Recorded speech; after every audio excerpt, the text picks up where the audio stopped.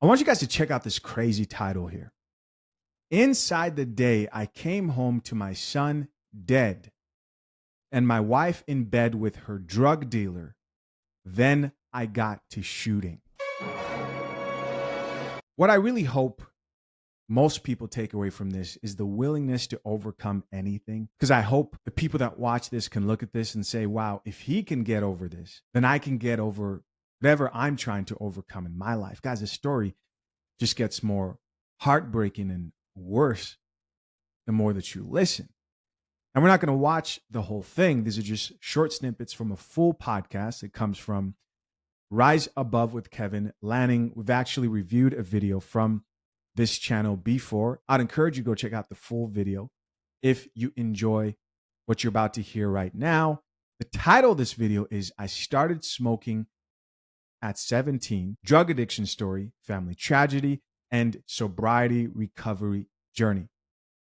Now, the person being interviewed here is Chris Lovins. And I know that most likely what he said he started smoking at 17 is going to be muted. That's just because YouTube can be very strict when it comes to drugs. And just, bear with us here. But the word is C-R-A-C-K, which he started smoking at 17. But listening to even a little bit of this man's story and what he's overcome and what he's been through, most people would not be able to come out on the other side and still be able to tell the story that we're about to get into here from just the short form videos. No more wasting time. Let's get into it. I'm 18, maybe 19 years old, and I buy this house and for my son, and who wasn't born yet. And so, long story short, I had quit drugs. I didn't know she had not. So there was some complications in my son's birth. He was born premature. He was then ended up in neonatal ICU as a result of his lungs not fully developed. But he decided he was coming out. And so he was there for 40 days, 30 days, somewhere around there.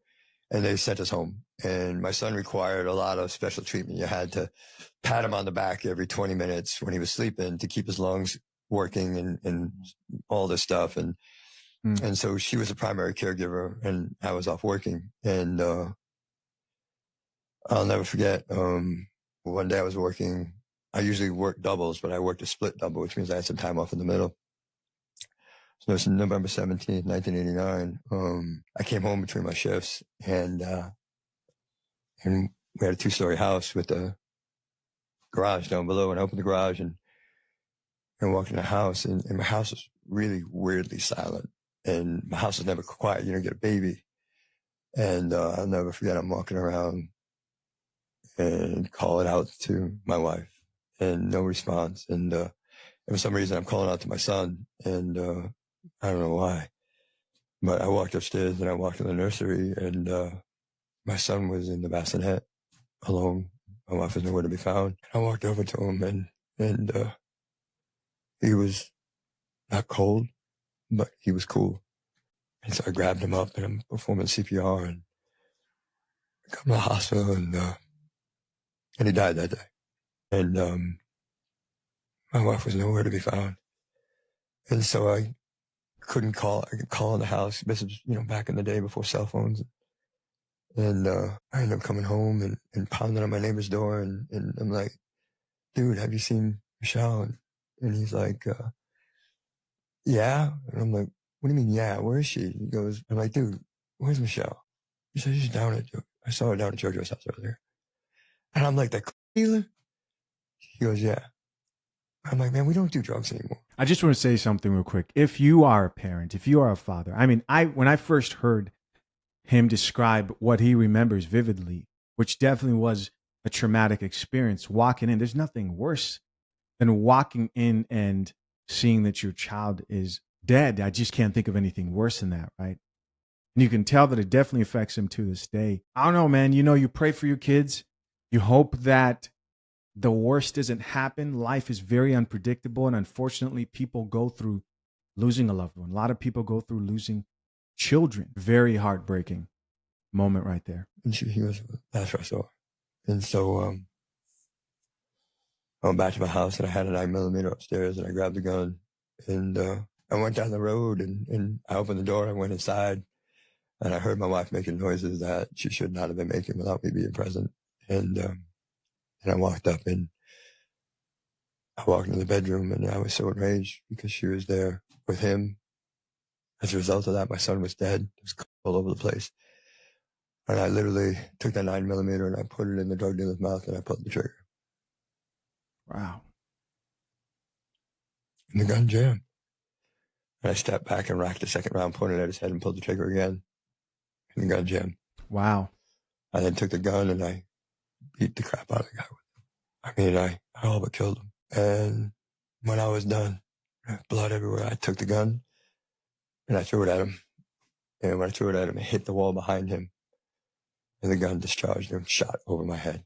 So God was present in that moment, keeping me from killing that guy. And that's the first Amen. time in my life that I recognized that God was there, keep me from making a decision that would have permanently altered my life. And I left there that day and I didn't take a sober breath for 2 years. I couldn't deal with the pain. When you start using drugs and alcohol the way I did at 6 and 7 years old, that's where you stop developing emotionally. So I was a 6 or 7-year-old kid and nobody to help me. And so all I could do was numb the pain. And in that late time, I did a lot of undescribable things, caused a lot of hurt, a lot of pain, tornado through life. And yeah. Until I finally ended up with somebody having the courage to love me enough. I'm so sorry for your loss, Chris. Now, before you guys react to this video, the one I just showed you, I want you guys to check out the second video. But before I do that, I want to talk about the sponsor of this channel, fathershaverights.com. I want to tell you guys something I've probably never told anyone before. About a year ago, I let go of all my sponsors on this channel. And that's because I decided I wanted to no longer depend on sponsorships or any side of outside financial backing for anybody else, but instead produce a service that will be valuable to men who value marriage in our modern day. And so here comes fathershaverights.com. Engaged and soon to be married men. If you need a prenup but don't know where to start, fathershaverights.com should be your first step. Why? Because when I was looking for a prenuptial agreement for my marriage, I found out that the system profits, and they really do profit when you walk into an attorney's office or you set up an appointment with an attorney and you're completely ignorant about either how to select a good attorney, about what you want, what makes a prenup solid and legally binding, about having any type of direction at all when it comes to this entire process. So I decided to create the ultimate guide that helps you get ready for your prenup before you hire your own attorney. The guide, of course, features expert attorneys like James Sexton and also the lead attorney. So don't wait. Join the hundreds of future husbands who are protecting their marriages the right way. This next video is titled, "The Day I Lost My Whole Family to a Driver with 2 Previous Drunk Driving Convictions." I was 3 years sober and I finally found life, man. I found an amazing woman that loved me to death. And we had 2 beautiful children. And we built a life together. I had a chain of computer stores. I had a Radio Shack franchise up in Michigan. And everything was perfect. And on March 17th, 1996, my girl came to me and said, "Hey, can you take the kids to daycare? I want to go get a yoga class." And I grabbed her and said, "Baby, I can't. I got people to meet me at the store. Is there any way you can do it?" She's like, "Yeah, I got this. No worry." And she told me she loved me, kissed me on my cheek. I kissed my kids. And she left that morning. And a 24-year-old kid with 2 previous drunk driving convictions came through a traffic light. And at 10:41 in the morning, on March 7th, 1996, killed my family. Oh my God. And as painful as that is, I stayed sober through it. I didn't drink. Wow. And I didn't drug. And that old man's sponsorship family, the people that he hung out with, they always talked about God. They were like 60, 70, 80 years old. Those guys didn't leave my side for 3 months.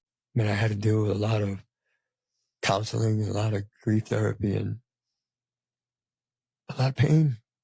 But I didn't drink and I didn't drug. And so I rested on the fact that God gave me the strength to get through that so that I could help other people get through that. Thanks, man. Wow. I've had this conversation many times with my wife, guys. I talk about this often because I can't believe that at this moment in my life, when I think of my family, when I think of my son, I do think having a child is one of the greatest things I've ever done in my life. And listen, I know how cliche that sounds. I know how cliche that sounds. I know there are people out there who didn't want children and aren't really happy that they have them. For someone who's listened to this and has had conversations with my wife and said things to her like, hey, I often think about how somebody out there somewhere woke up and their family was involved in a tragic accident and they were the only ones left. When you really think about an individual who's been through something like that, can there be something worse? Can there be something worse than the people who are the most intimately connected to you, close to you, just disappearing off the face of the planet Earth?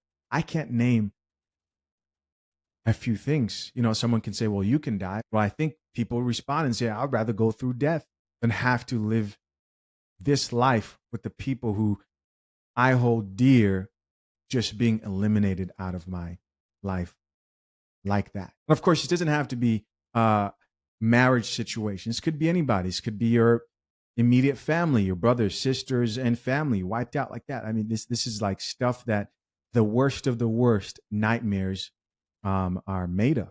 Sorry. So even in sobriety, God has used me because I can bear that kind of pain. So I share that story often in rehabs and detox centers where I go to a lot, you know, at least 2 or 3 times a week. And I tell people, if you come up with a good enough reason to get sober, get drunk, I'll come and buy the first round for the both of us. Because if you can stay sober through that, is there nothing you can say you can't get through? And that's literally where I am. So, you know, that in recovery is a powerful tool that allows me to affect people's lives. God, again, has positioned me in a place where I'm useful and whole. Wow. Check out a few of these comments, see what the people have to say. Just like, I think one more video to play after this. Top commenter says, wow, this poor guy couldn't catch a break. Somebody else here says, so in 89, he lost his baby. And then in 96, a different wife and 2 kids. Did I put this together properly?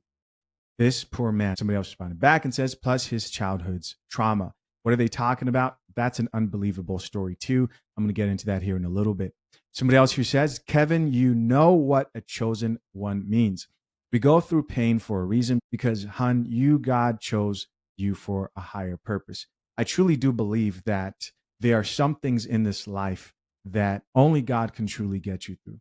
Somebody else who says, God bless this man. Somebody else here added, how do you survive such devastation? Bless his heart. Somebody else who says, the strength this man has through everything he has been through, God truly has tested him, but also stood by his side through so much.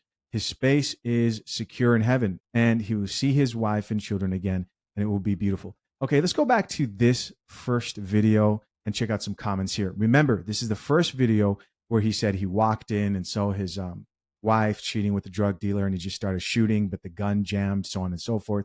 Let's see what the people have to say. Top comment says, the real lesson here, always keep your gun properly oiled and cleaned to prevent jamming. So, yeah, you know, messing with another man's wife. So many people really try to downplay messing with another man's wife. And I don't care how loose your morals and standards are when it comes to this, you're playing with your own life. You could lose your life. The most stable-headed person can lose it by you messing with his life. Now, I hope the result is not that a man loses his life trying to take vengeance, because what's the worth in that? What's the worth in that? But the human psyche can be a very fragile place depending on that season that individual is in, right? I mean, even in the topic of scriptures and God, the Bible even warns about messing with someone's wife, to be careful. Here's another person who says, I love you, Chris. Another person who added, who is this? Chris who? And somebody else responded back and says, Chris Lovin. Here's somebody else who says, dear God, this poor man has been through hell. Another person who says, I'm not saying he's right, but I'm saying I do understand. Oh, yeah. Of course people do understand. Of course people understand. Of course. This is like the story where the guy who found out all three of his kids, well, this is not like this story. Of course, this is much more, I would say, tragic. Like this whole thing put together is much more tragic. But the guy who found out that all three of his kids weren't his, and he'd been raising them up, and he sort of lost it and like went and took a gun and found his girl and did what he did. She survived. Now, people looked at that and said, okay, that was a wrong reaction. Yes, but they could still understand how somebody would be in that frame of mind where they're disoriented because what they've just been through is very painful. Again, I do not encourage you to react in that way as a man or a woman or anybody whatsoever. But these are real stories shared by people who've been through real things. So you guys did hear a commenter talk about his traumatic childhood.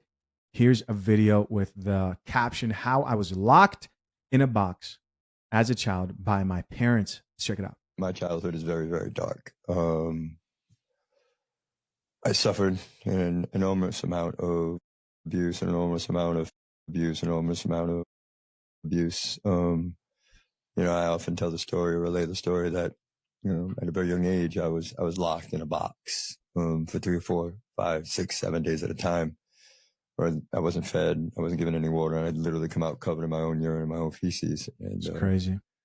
So my earliest childhood memories of my mother sticking me in a corner with a feces-covered diaper in my face at 2 years old to teach me to potty train me. And she, as a child, I reached up to touch a stove and in a screaming rage, she told me, you wanna feel what it's like to be burned? And she poured a pot of boiling water down my back. And, my back is all scarred up and I've got it tattooed. And that's not even the worst part, right? The worst part is at a very young age, the programming. What I mean by that is we develop our personalities at a very young age. And I know this now, didn't know this then. She would say things to me like, you're nothing, you're useless, nobody's ever going to love you. I should have had that. I wish you were dead. You're just like your father, and I wish he was dead too. No, you're never going to be anything. Nobody's ever going to love you. Why do you even exist? These are the things that were put in my head at a very young age. One of the things that I like to state categorically and definitively is none of that stuff made me an alcoholic. But I'm of the belief system that what alcohol and drugs saved my life. I got high the first time at a very young age, 6, 7, maybe 8 years old. And what happened for me with the drugs and the alcohol was those voices in my head stopped. Like it numbed the pain to make life bearable, because life was unbearable to me. I believed the things that I was told. I believed the things that I was programmed. And by the time I was like 7, 8 years old, I was literally stealing old ladies' purses to get high. I had a friend that was older than me, had a mini bike, and I would ride on the back of the mini bike. And on the 1st and the 15th, Narragansett Boulevard in Providence, Rhode Island, there was an Almax, and I would steal old ladies' purses to buy drugs, to numb the pain. And again, none of that makes me an alcoholic or a drug addict. What it does is it's a breeding ground. And at some point in my life, I crossed that imaginary line that, alcoholics and drug addicts talk about, where the alcohol and the drugs were no longer my solution, but they were the problem and my master. And it was downhill from there, I don't remember a lot of normal childhood. I didn't have a lot of normal childhood. I grew up in the streets, grew up in the street corners, idolizing the people with money, the drug dealers, the guys with the nice cars and all of that stuff. Time I was 10, 11 years old, I'm breaking into factories. Providence is the costume jewelry capital of the world. So they had these vats where they use for gold plating. And you could, once it cools down, you can actually steal the gold out of these things. And it never made sense to me to go and have a job when I could be, make $300-400 a night working with these kids to break into factories. So I was a bad egg from the beginning. I was programmed to be a bad egg. So I want to really talk about your inner voice. Your inner voice is powerful, man. You hear him there talk about how his parents would tell him that he's nothing and they wish they actually deleted him before having him. Those are very horrible things to do to a young mind. When the authority figure in your life, the person you consider your guardian, your caretaker, is telling you things about yourself that cause you to look down on yourself, to make you feel worthless, then you're almost powerless to that. And you start to believe that. Majority of children who go through this, and I've seen this happen so many times, are powerless to a parent who may be negative to them. There's also another thing a lot of people don't talk about is people around you who talk down on you. I mean, if that's the effect of talking down to a child, what are the effects of the people who you keep around you who may talk down on you and bring you down? Maybe you do that to other people. Who are you when you lose your shit? Now, here's what I'm not talking about. I'm not talking about hearing truth that's hard to hear that will most likely better your life. No. That's not what I'm talking about. This is the coffee pot. I'm talking about someone who goes out of their way to say unnecessary, hurtful things to you when they're either upset or they're angry. What do you think that's doing to you? Or that person, that friend who's negative and talks down on you. How much would your life change if you got rid of people who spoke negatively about you, even if they are family members? And especially if they're family members, because they have more influence. He goes further to say, the drugs actually saved me. I think this is true for a lot of people. There are a lot of people who can't quiet those voices because there's only two ways to quiet those voices. And that is, number one, resorting to a substance that will quiet that voice. Or number two, finding a stronger voice. But the problem with that is you have to respect that stronger voice as an authority who just isn't trying to profit off you. Someone who you truly can look at and think, you know what? I think this person actually cares about me. And that gets more difficult and difficult to find the older you get. People end up holding on to these struggles. But that's when I think faith is very powerful, because when God becomes that voice in your life, like it became for this man, then it can quiet and actually go to war with those other voices. And you slowly, over time, begin to silence those voices until they're just momentary whispers, because we all get them. We all get them, right? You get them in your life. When you go through some shitty thing, you think, well, am I this thing that people have told me I am? And sometimes the answer is yes, right? Sometimes the answer is yes, and you have to drink that coffee. Drink the coffee, it'll make you feel better. And you improve. But if you've improved and it's just hate, you're able to recognize that better when that voice in your head isn't overall toxic. And you can ignore the contrary voices. All right, somebody else who says, I wish I could hug him. And here's somebody else who says, yeah, I read that story, Child Called It. That man wrote a few books on his life and abuse by his mother. Sad and traumatic story by David Pilzer. So sorry what happened to you too. Hope you're okay now. Somebody else who says, A Child Called It was the saddest book I've ever read. Bless this man. Here's somebody else who says, this is heartbreaking, and I will never understand how people can do this to children. Yeah. I think overall the goal of parents should be to raise up resilient, good children. But resilience is just such a powerful thing. Guys, of course, like I said, you can head to their YouTube channel and check out the full video yourself. Hey guys, as always, I appreciate you checking out yet another episode of The Coffee Pod. To my currently engaged or soon to be married men, if you need a prenup and would like a guide that shows you how to get a solid and legally binding prenuptial agreement, hit the link pinned to the top of the comment section and access your guide at fathershaverights.com today.